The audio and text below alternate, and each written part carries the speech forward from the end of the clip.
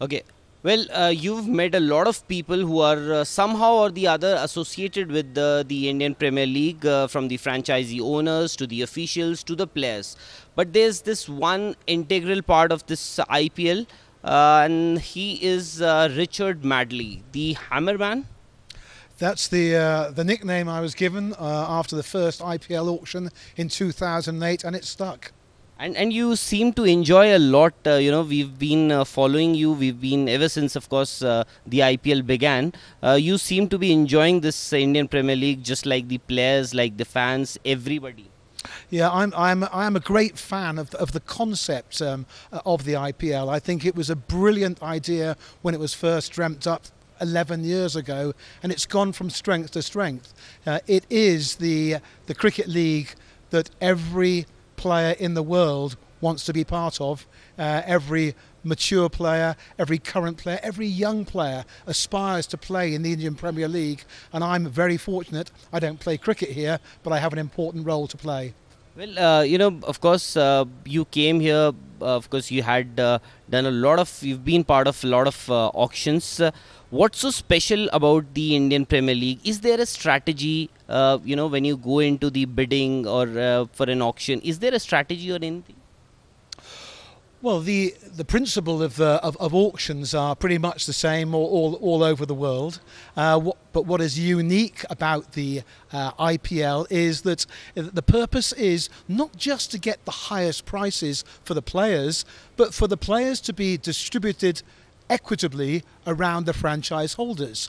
So I'm there really to make sure that, of course, the prices are important to the players, but I want to make sure that all those players get to play for the teams, hopefully, who were chosen in the first place. So it's just a little bit different to the average auction. Okay, what viewers get to see, of course, when you are there with the hammer in your hand, is, of course, the names of the players that you call out, and those cheeky remarks that you do make on and off. But if your viewers wish to know more about Richard Madley, how would you, if you can just let us know about yourself, maybe? Oh, my father was an auctioneer. My father-in-law was an auctioneer, so auctioneering is in my blood. You will find me conducting auctions every week in London or in Bath or in Edinburgh. So I am a professional auctioneer. Yeah. It's what I do every day, and I try and remember the 3 F's about a good auctioneer. A good auctioneer should be firm, fair, but friendly. So occasionally I will throw in just a little aside, just to get a little bit of lightness into the auction and show that I'm very much human. What's the biggest bid that you've seen while auctioneering? The biggest bid that I've seen, well, in the IPL or ever? I mean, ever. Well, on the back of the IPL auction 3 years ago, I got an invitation to come and sell a bungalow, to auction a bungalow in Mumbai. A bungalow, I thought, in England means a small single-story residence, and I thought, why fly the IPL auctioneer over? I came over and I sold the bungalow for 37.2 crore rupees, a record for any piece of property ever sold in the history of India. So I do a bit of property, but mainly I'm antiques, fine art, and cricketers. Yeah, so IPL, of course, was that your first instance for auctioneering, into cricket? Because, of course, after that, there've been a lot of other leagues also. Of course, they don't go into the auction, but IPL has lived up to the promise that it started way back in 2008. Yeah, it has. I mean, if you go back to February 2008 in the Oberoi Hilton in Mumbai, at that very first IPL auction, I think the world of cricket changed that day for many reasons, and the world of auctions also changed simultaneously. So it was a historic day for everybody, and I was the lucky person holding the gavel that day. And you're an Englishman, and now we see a lot of English players. Of course, Kevin Peterson was here. Ben Stokes last year was remarkable, both with the ball, with the bat, and of course in the field as well. So you must be a pleased man now. A lot of English players are part of the IPL auction this year. Well, it's a question that I'm asked a lot, and I've got to be very honest. I'm totally impartial. My job on the stage tomorrow is to conduct the auction in an impartial way.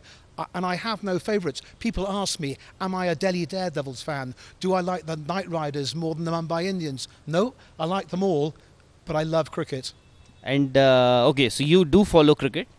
Very much so indeed, and it's very fortunate. The IPL games are shown live on television in the UK, and it's a very good time for me. I can come back from work, taking an auction in Bristol or Bath or Birmingham, turn on my TV, and I can watch an IPL game. I probably watch as much IPL cricket live as many of your great fans here in India. Well, of course, you've been part of this IPL since 2008. How do you think have the teams changed their strategy over the years? Because what we've noticed, what we've observed is, the teams now do not wish to invest a lot on those high-profile names. They want to probably, invest more on those lesser-known utility players who can actually, get them quick runs, get them quick wickets. So you think that how the strategy has changed a bit over the years? Definitely, there's been a huge change in bidding strategy from the first and second auctions through to the ones today. The bidders, the franchise holders, are much better informed and they are much better researched, they're much better advised. If you look at some of those prices paid in the early IPL auctions, it was paid for almost has-been players. 9.5 crores was what MS Dhoni was sold for. That was the highest prize money for a player back in 2008. Well, yeah. Now, for him, that was that was a good price. But there were other players who were at the end of their Test career who were bought on reputation. If you look at the bidding today, it's much smarter. And the franchise holders who are bidding in the auction room look to their strategists, they look to their analysts, and they look to their coach before they make a decision to bid at the auction. So they really are much better prepared. They don't buy a bid on reputation, they bid on stats. And they are just a more well-informed and in some way a more orderly audience than the first auctions. Well, and if I put you under an analyst hat, 16 marquee players tomorrow at the auction, and most of them are over the age of 30. You think that's a smart move to put your base price as high as 2 crores, something like that? Yeah, their age is something that I am conscious of, and the youngest player in the marquee section happens to be an Englishman, happens to be Ben Stokes, and happens to be the player who everybody's still talking about. And he is young. It's a young man's game. And having reviewed some of the ages of some of the players in the auction tomorrow, it may be they don't make the cut. Because, there's 578 hopefuls in the auction tomorrow. I haven't got that many places for them. Some will be disappointed, and it might be the older fellows and the youngsters have their day. Yeah, but as you said, the franchisees have become a lot smarter. Who was your favorite player, not just in IPL, I'm just talking cricket in general? Over the years, maybe, you must have followed cricket a lot. Well, if I'm going to cast my mind back, I had a great hero of Indian cricket as a young man, Farooq Engineer. Farooq Engineer, who's an adopted Lancastrian.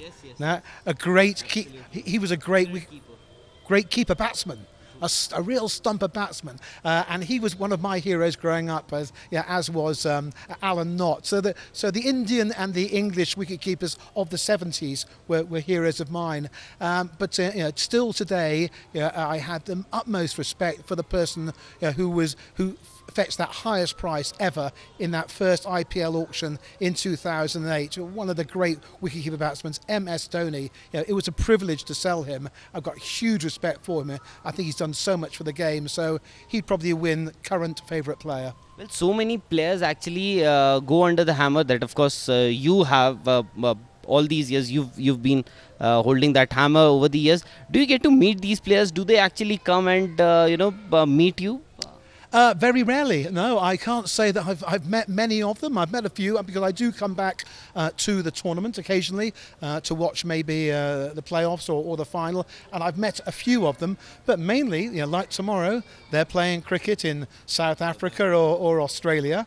And the next thing I know, they'll be out on the field if I came and watched a game here in Bangalore or up in Delhi or in Kolkata. So no, very rarely do I actually meet them. It would be a privilege. They might even buy me a cup of tea or something stronger. Definitely. And how do you keep that energy going, throughout the day, shouting those names, calling out the names of these players? How do you keep that energy going? Well, I've been in the gym every day since January the 1st. I abstain from alcohol during the month of January. I start rehearsing, working on the names and the pronunciations 10 days before the auction, but I am a high energy auctioneer, whether I'm selling here for the IPL in Bangalore or if I'm selling furniture and chest of drawers in London or Birmingham. I do give it a lot. Now at the end of the auction I'm pretty exhausted, but hopefully I'm happily exhausted. So, what is your guess? Roughly, if you have to make a guess, what would be the biggest bid in this IPL? Oh, do you know what? It's the Just sort. a guess, not a player. I'm not talking about who that player is going to be. Just a guess, roughly an amount if I ask you. I have learnt over the years there's no prizes for guessing. Excuse me, I'm the auctioneer. I'm as good as the market. Old English saying. Yeah. No prizes for guessing. No prizes for guessing. If I guessed a price and I was right, you might think, well, what did he know? Or if I'm so far off, you'd think, what does he know? So, no, I'm going to let the market decide tomorrow. We've only got a few hours to go. All I'll do is be the person who just drops that hammer and says, sold. Well, Richard, it's a pleasure meeting you, and we hope you continue in the same vein. So that's it from here.